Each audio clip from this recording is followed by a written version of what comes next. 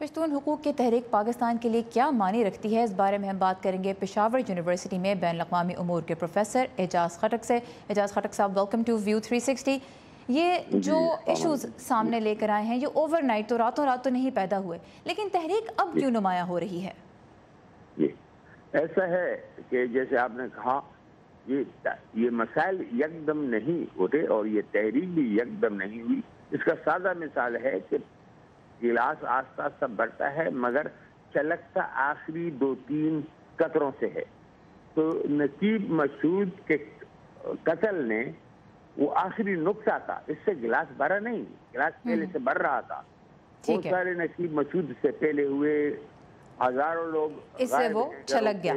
اچھا، یہ مسائل موجود تھے، جمع ہو رہے تھے، یکدم باہر نکل آئے۔ پاکستان کی حکومت کا اور سیکیورٹی اداروں کا موقف بھی میں سامنے رکھنا چاہوں گی۔ ایک تو ہم نے رپورٹ میں دیکھا سینیٹر عبدالقیوم نے کہا کہ یہ جینون نہیں ہیں ان کے مطالبات۔ دوسرا پھر ہم نے یہ بھی دیکھا کہ ڈی جی ISPR major general Asif Ghafoor نے حال ہی میں ایک پریس کانفرنس میں کہا کہ اس تحریک کو افغانستان سے مدد مل رہی ہے۔ دوسرا ان کا یہ بھی کہنا تھا کہ جہاں تک سیکیورٹی چیک پوسٹوں کی بات ہے پہلے سے کم ہو گئی ہیں لیکن لوگوں کی سیفٹی کے لیے ہی ہیں۔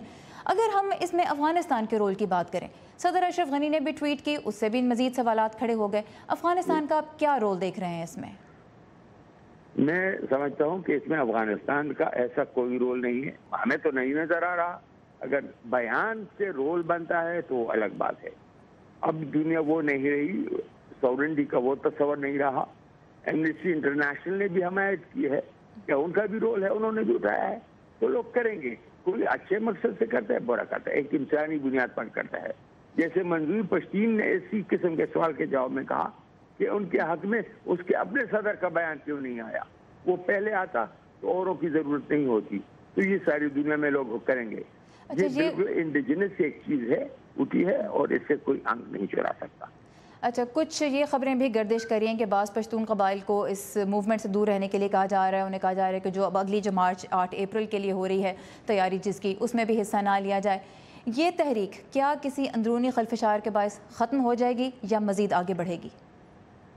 جی دیکھیے، ایسا ایک تحریک اٹھی ہے اور ایک زبردست اس کے تحریک نے جو بڑا ابھی کمال کیا ہے، خوف جو تھا وہ ختم ہو گیا ہے۔ فاٹا کے لوگ آپ سے کان میں بات کیا کرتے، وہ بھی ڈرتے تھے۔ وہی نوجوان جو میرے شاگرد تھے، جو مجھ سے اکیلے میں بات کرتے تھے اور ڈر کے، وہ اسلام آباد میں نعرے لگاتے ہوئے میں نے انہیں دیکھا۔ ان کو ہم نے وزیرستان میں PA کے دفتر میں نعرے لگاتے ہوئے دیکھا۔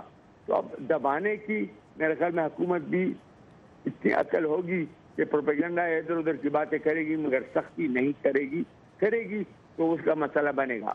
مگر اوورڈلی اور اعلان شدہ یہ مکمل طور پر نان وائلنٹ موومنٹ ہے، کسی کو سخت جواب بھی نہیں دیا جاتا۔ اعجاز خٹک میں دبانا مشکل نظر آتا ہے۔ اعجاز خٹک صاحب، بہت شکریہ آپ نے ہمارے ساتھ وقت گزارا ہے اس شو میں۔ اعجاز خٹک ہمارے ساتھ تھے پشاور سے، بہت شکریہ۔